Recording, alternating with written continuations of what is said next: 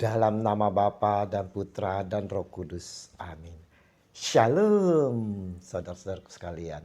Berjumpa lagi dengan saya pada perenungan hari ini, hari Minggu tanggal 8 Agustus 2021. Raihlah roti hidup yang kekal. Bacaan-bacaan liturgi hari ini diambil dari 1 Raja-Raja 19 ayat 4 sampai dengan 8. Bacaan kedua Efesus 4 ayat 30 sampai dengan bab 5 ayat 2. Dan Injil Yohanes 6 ayat 41 sampai dengan 51. Saudara-saudaraku yang terkasih di dalam kasih Kristus. Kalau kita ditanya saudara, apa harta yang termahal, yang terindah di dalam kehidupan kita? Berbagai macam jawaban dengan alasan pasti dikemukakan. Ada yang menjawab harta terindah dan termahal adalah keluarga. Ada juga yang menjawab pasangan kita, suami istri. Ada yang menjawab anak yang merupakan harta yang termahal dan terindah. Dan saudara-saudara, ada yang lain pula saudara. Ada yang menjawab rumah yang mewah, lengkap dengan kolam renang, mobil yang mewah, perhiasan, berlian dan lain sebagainya. Tapi semuanya itu saudaraku yang terkasih tidaklah kekal. Akan musnah saudara. Akan lenyap jika kita sendiri tak lagi di dunia ini. Bagi orang beriman, harta termahal yang harus dimiliki adalah Allah sendiri. Dan rasa lapar yang paling menuntut adalah rasa lapar akan Allah. Ada begitu banyak saudara-saudara, orang kaya berkecukupan, tetapi tidak memiliki hal yang paling berguna di dalam hidup ini. Apa itu saudara? Yaitu Allah yang memberikan damai sejahtera. Dan begitu banyak orang yang pandai, tetapi sekaligus bodoh. Mengapa? Karena ia tidak mau tahu tentang hal yang terpenting di dalam hidup ini. Karena itulah ia tidak pernah merasakan kebahagiaan yang sesungguhnya. Memiliki segalanya namun yang sementara saudara. Sedangkan memiliki Allah berarti memiliki sumber segala-galanya dan yang tak terbatas.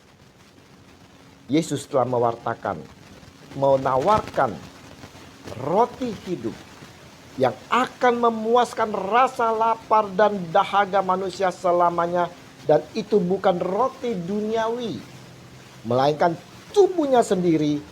Tuhan Yesus sendiri berkata, "Aku berkata kepadamu, sesungguhnya jikalau kamu tidak makan daging anak manusia dan minum darahnya, kamu tidak mempunyai hidup dalam dirimu." Yesus dengan kasihnya saudara mau menyerahkan tubuh dan darahnya bagi kita sebagai roti hidup. Karena kasihnya itu pula dia mau supaya kita beroleh keselamatan kekal. Tidak sedikit dari kita saudara-saudara, apalagi anak-anak Tuhan, untuk tidak berusaha mencari roti hidup yang dapat menghidupkan dan mengenyangkan kita yang kekal. Motivasi orang banyak untuk mencari dia tidak lebih untuk makanan, bukan untuk kasih. Dalam zaman sekarang ini pun masih banyak orang yang aktif di gereja bukan mencari makanan rohani, tetapi mencari makanan yang bersifat duniawi. Bahkan saudara-saudara, banyak orang yang mengaku sebagai hamba Tuhan, tetapi motivasi yang sebenarnya bukanlah melayani, melainkan mendapat keuntungan materi dan popularitas. Diri kita selalu mengejar roti duniawi yang mengenyangkan sementara. Dari pagi hingga malam yang dikejar-kejar adalah harta duniawi.